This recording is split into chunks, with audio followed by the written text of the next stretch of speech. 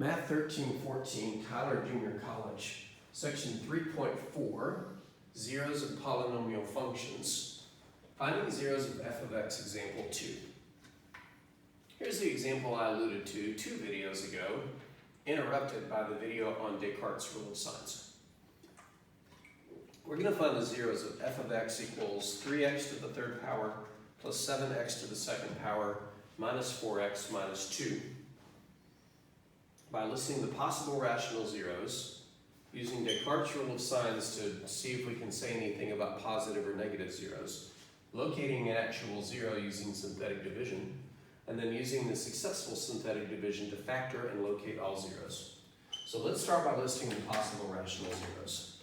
I'm going to do the work here and then import the results here. So for the possible rational zeros, we make a list. In the numerator, we put factors of the constant term. The constant term is negative 2. In the denominator, we put factors of the leading coefficient. The leading coefficient of this function is 3. The only factors of 2 are 1 and 2, both positive and negative, which, by the way, are also the only integer factors of negative 2. The factors of 3 are 1 and 3, but we need both plus and minus. And so now let's make all our possible fractions by choosing one denominator and going through all the numerators. Let's start with the over 1s. 1 over 1 is 1. 2 over 1 is 2. Both become plus minus. And now let's do our over 3s. 1 over 3 is 1/3. 2 over 3 is 2/3. Both plus minus. So we only have 8 possible rational zeros. The positive ones are 1, 2, 1/3, 2/3. The negative ones are negative 1, negative 2, negative 1/3, and negative 2/3. Which ones work? Well, we'll find out in a minute. But let's do Descartes' rule of signs. The first part of Descartes' rule of signs about finding the number of possible positive zeros is easy.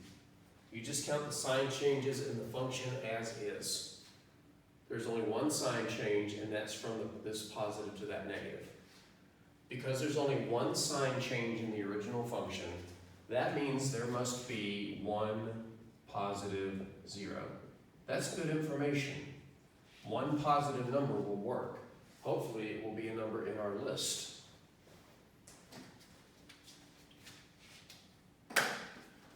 The second part of Descartes' rule of signs says to count the number of sign changes in f of negative x. But to calculate f of negative x, we only have to change the sign on the odd-powered terms. So the first term being an odd power changes its sign and becomes negative 3x to the third. The second term being an even power stays the same, so it stays positive 7x squared. The next term being an odd power of 1 changes signs, so it becomes a plus 4x, and then the constant term stays the same. How many sign changes are here? There's 1, and there's 2. So we have 2 sign changes, which means there are 2 negative zeros, or this minus an even number, the only even number we can subtract and not make it negative, is 2. 2 minus 2 is 0. So there's 2 negative zeros or 0 negative zeros. So we can't have just one. If one negative number is a 0, there's another negative number somewhere else that is.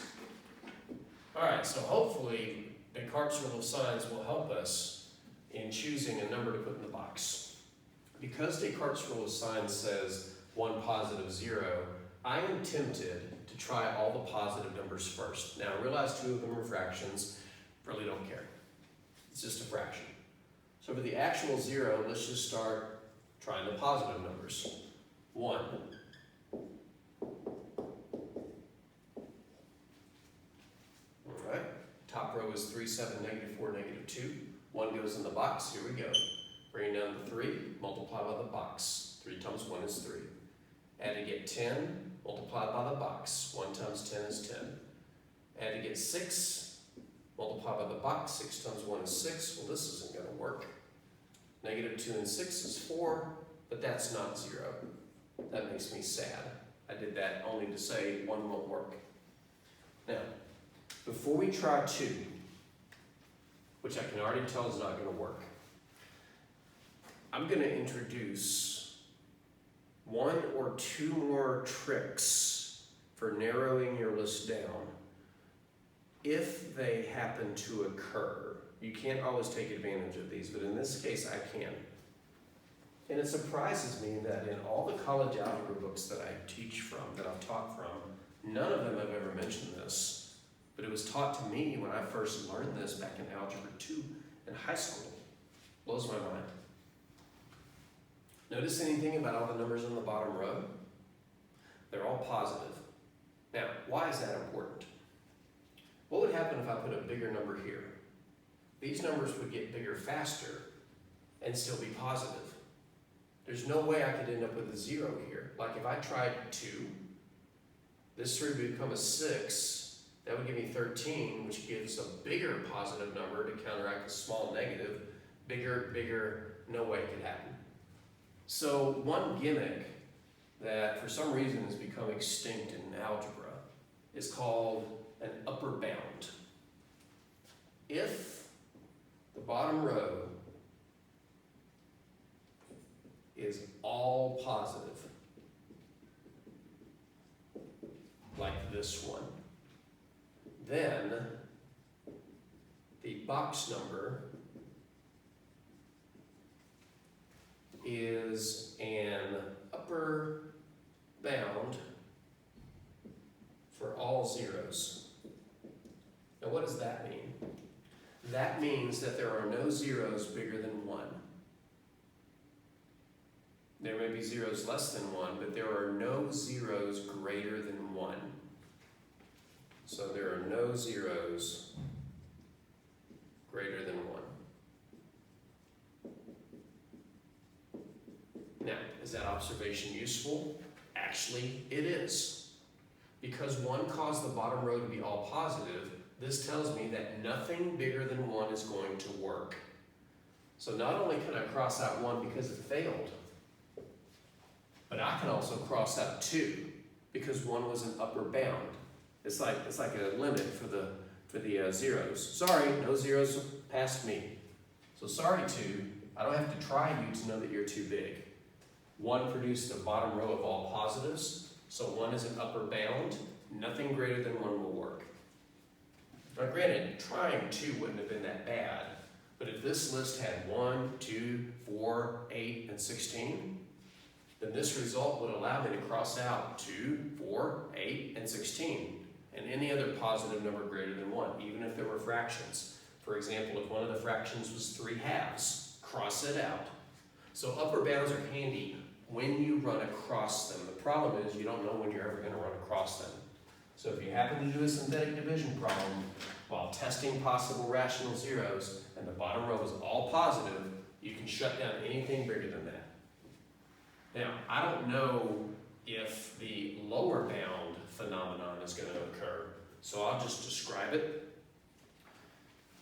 You can have a number that says nobody bigger than me is a 0, but you can also have a number that says nobody less than me is a 0. That's called a lower bound. How can you spot a lower bound? You can spot a lower bound when the bottom row is alternating signs.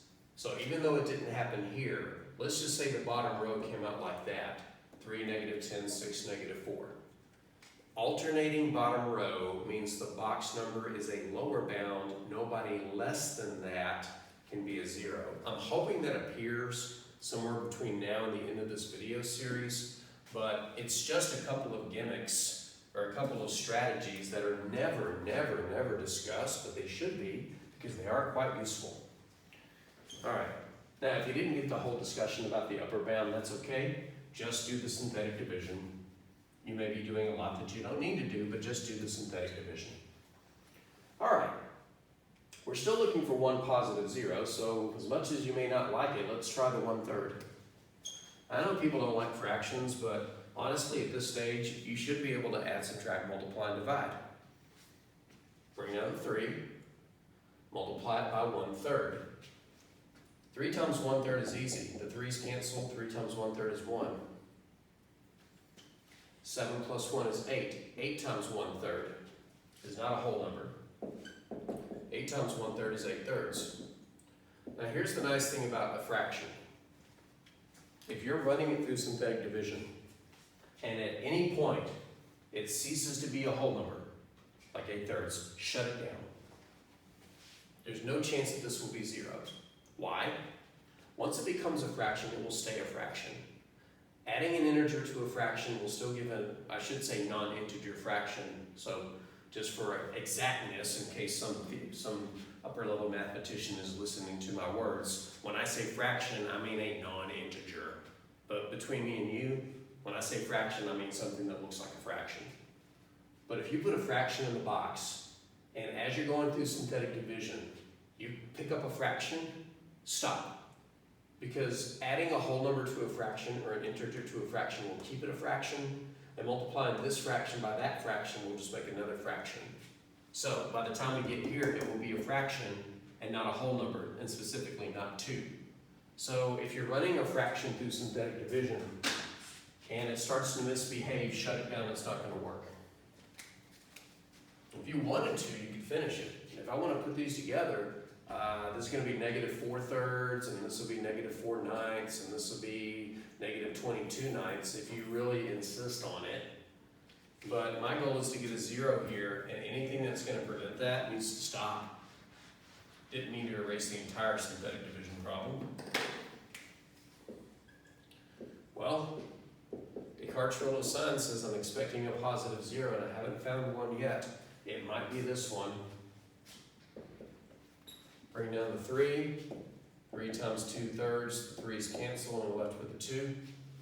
7 plus 2 is 9. Okay, 9 times 2/3 will be a whole number. Maybe this will work.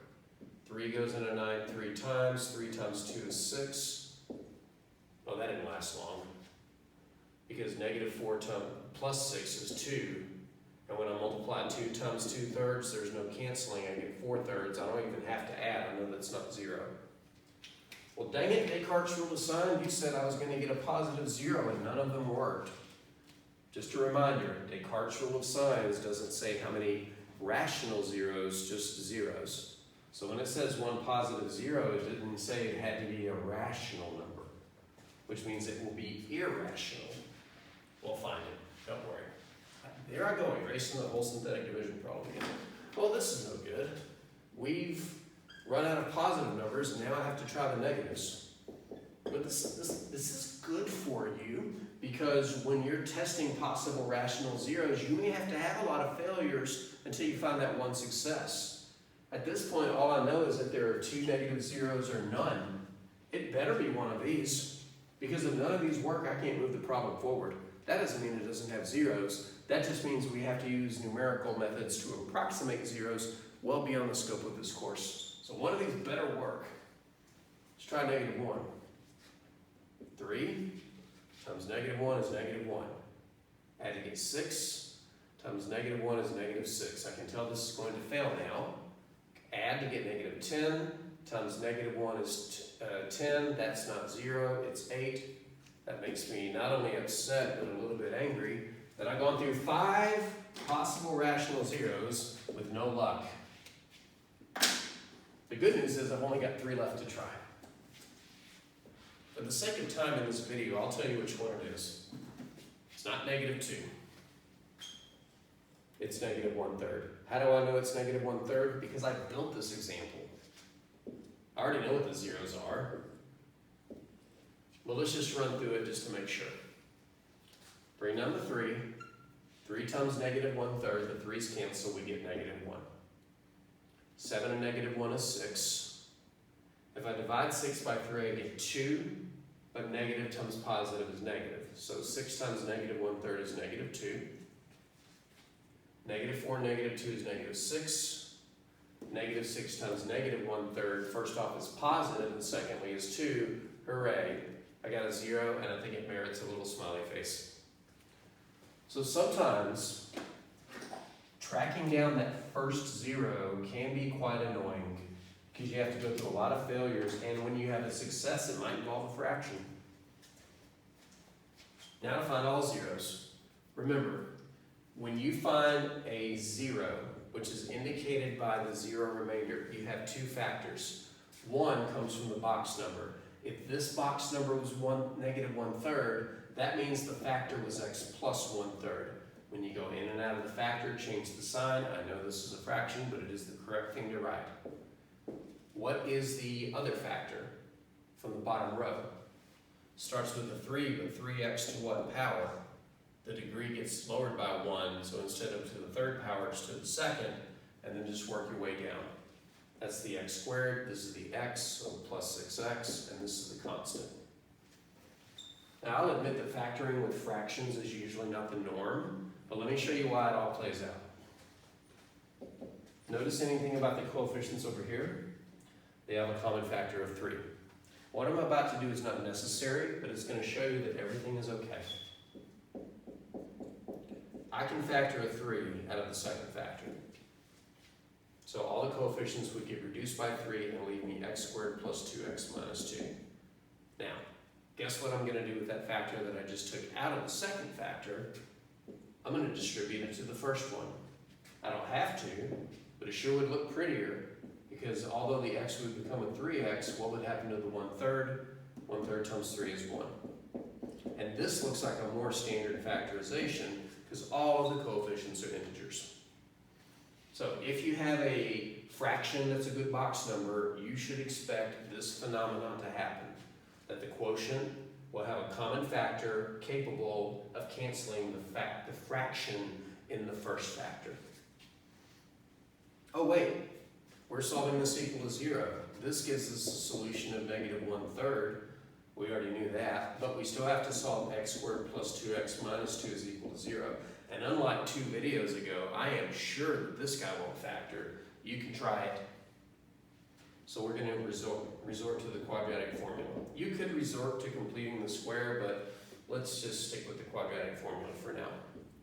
X equals negative b, so negative 2, plus or minus. We'll pick up the discriminant in the second. Downstairs is 2 times a, 2 times 1 is 2. Under the square root, it's b squared, so 2 squared is 4, minus 4 times a times c. 4 times 1 times negative 2. 4 times 1 is 4, times negative 2 is negative 8, so we have 4 minus negative 8, which is 12. If you need to write out more details, you do that. Oh, look at this mess. We have to simplify the square root. Well, let's think about it. Little thought cloud here. I could break down the square root of 12 into the square root of 4 times the square root of 3. That's a good split because I know the square root of 4. The square root of 4 is 2. And this can be split into 2 fractions, both of which can be reduced. Let's just visualize instead of physically splitting it into 2 fractions. The first fraction would be negative 2 over 2, which is negative 1, plus or minus. The second fraction would be 2 squared to 3 over 2, and the 2's would cancel. So we found the other zeros. So finally, our zeros are negative 1/3, negative 1 plus the square root of 3, and negative 1 minus the square root of 3. These two did not show up in our list because they are not rational. The square root of 3 is irrational. But what about Descartes' rule of signs? Said 1 positive 0. Guess what? This is positive. And the other two are both negative. So Descartes' rule of signs was correct.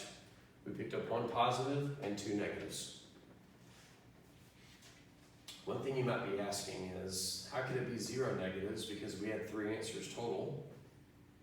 How can we have 1 positive and no negatives? Answer: complex numbers, more specifically imaginary numbers, are neither positive nor negative. More on that soon. Oh my goodness. Folks, this is the record for the longest video I've made for these series. I knew it was long. I didn't know it was that long of a video. I hope you made it all the way to the end.